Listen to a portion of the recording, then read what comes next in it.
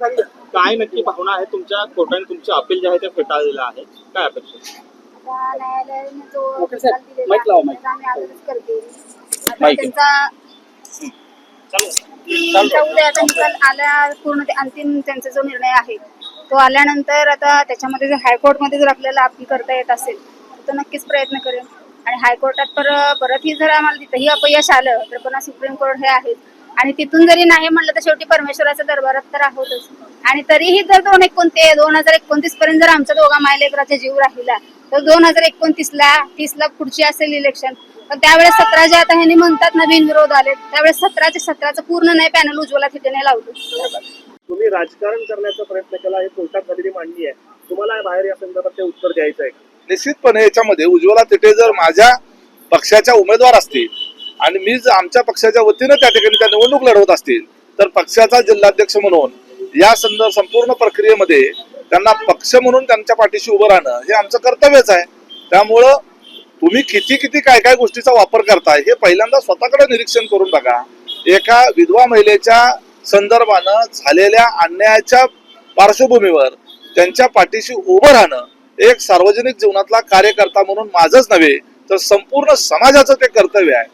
एवढ्या मोठ्या प्रस्थापिताच्या आणि एवढ्या मोठ्या बाहुबलीच्या विरोधामध्ये एक साधारण महिला जर निडरपणे उभं राहत असेल आणि तशा परिस्थितीमध्ये जर समाज म्हणून जर आम्ही तिच्या पाठीशी उभं राहू शकत नसेल तर आम्ही स्वतःला त्या ठिकाणी स्वतःच्या आरशामध्ये स्पष्टपणे पाहू शकत नाही.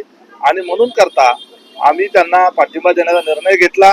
अन्यायाविरुद्ध लढणाऱ्याच्या पाठीशी उभं राहायचं का अन्याय करणाऱ्याच्या बाजूने उभं राहायचं याच्यामध्ये जर निर्णय घ्यायची वेळ आली तर कुणीही अन्यायाविरुद्ध लढणाऱ्याच्याच पाठीशी उभं राहणं पसंत करेल आणि तेच योग्य असतं. दादा, कुठेतरी आता बिनविरोध झालेली आहे, म्हणजे अधिकृतपणे आता प्राजक्ता पाटील या नगराध्यक्ष झालेले आहेत, काय शुभेच्छा असणार आहेत? 100% त्यांचं अभिनंदन आहे. त्यांना प्राजक्ता पाटील यांच्या व्यक्तिगत पातळीवर आम्हाला काही त्यांना कुठलाही दोष द्यायचा नाहीये. त्या त्यांच्या सुनबाई आहेत आणि त्यांना त्या ठिकाणी उद्या त्यांनी चांगला कारभार करावा आणि लोकशाही मार्गाने कारभार व्हावा आपल्या ग्रामपंचायतीचा किंवा नगरपंचायतीचा या दृष्टिकोनातून त्यांनी पावलं टाकावीत आणि त्या भागातल्या लोकांना चांगल्या सोयी सुविधा देण्याच्या करता उत्तम नगराध्यक्षाची कारकीर्द आपल्या हातून व्हावी अशा आमच्या शुभेच्छा आहेत. सर, आज खरं तर सकाळपासूनच या सुनावणी जे आहे उज्ज्वला थिटे यांच्या खूप मोठी सुनावणी झाली, आपलं देखील युक्तिवाद झालं, दोन्ही बाजूचे युक्तिवाद झाले आणि अखेरीस काय नक्की निर्णय आलेला आहे, काय कोर्टाने सांगितलं? न्यायालयामध्ये जवळपास सकाळी 11:30 पासून 1:30-1:45 पर्यंत आम्ही युक्तिवाद केला. आम्ही वेगवेगळ्या माध्यमातून न्यायालयाला हे कन्व्हिन्स करण्याचा प्रयत्न केला की काय प्रकार घडलेला. त्याच्यानंतर दुपारी 2 नंतर आणि त्याच्या अगोदर सरकारी वकिलांचा युक्तिवाद झाला.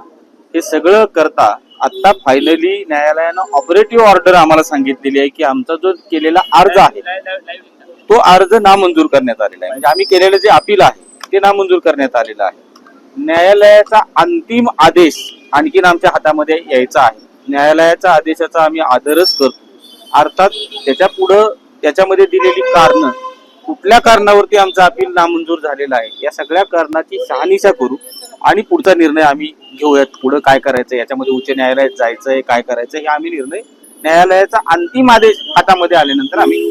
खरं तर आपण ज्या पद्धतीने युक्तिवाद केलेला होता की खूप दबाव होता आणि रिटर्निंग ऑफिसर जे निवडणूक निर्णय अधिकारी आहेत त्यांनी त्यांचं कर्तव्य जे आहे ते बजावलेलं नव्हतं.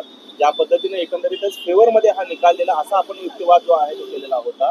बाकी कोर्टाने या संपूर्ण युक्तिवादावरती काय आणि ऑपोजिट बाजूने काय नक्की युक्तिवाद झाला? नाही, समोरच्यानी आम्ही जो केला युक्तिवाद, आपण माध्यमाचे प्रतिनिधी न्यायालयामध्ये होतात, सर्वच जणांनी तो युक्तिवाद ऐकलेला आहे. समोरच्याही बाजूने युक्तिवाद केलेला आहे तोही ऐकलेला आहे. याच्यामध्ये झालेलं काय आहे आता की ऑपरेटिव्ह ऑर्डर जी आहे ती न्यायालयाने फक्त सांगितलेली आहे, म्हणजे की तुमचं अपील नामंजूर करण्यात येत आहे. अंतिम आदेश कारणासह ज्या वेळेला बाहेर येईल त्याच्यावरती आम्ही चर्चा करू. काही गोष्टी न्यायालयाने कन्सिडर केलेल्या आहेत, काय केलेल्या नाहीत आणि मग त्याच्या आधारे आम्हाला पुढील निर्णय घ्यायचा आहे असं आता आमचं त्या ठिकाणी चाललेलं आहे. जर का समजा वरच्या कोर्टामध्ये आपण जायचा निर्णय घेतला तर काय नक्की प्रोसिजर असणार आहे, कशा पद्धतीची एकंदरीत प्रक्रिया असू? याच्या विरोधामध्ये अंतिम आदेश नियमानुसार जो आहे निवडणुकीच्या बाबतीमधला, तर अंतिम आदेश या न्यायालयाचा असतो. परंतु जिथं अंतिम आदेश फायनॅलिटी एखाद्या ऑर्डरला दिलेली असते त्याच्या विरोधामध्ये जर एखाद्या व्यक्तीला वाटलं की याच्यामध्ये उच्च न्यायालय जाते तर त्याच्यामध्ये रीट करता येईल.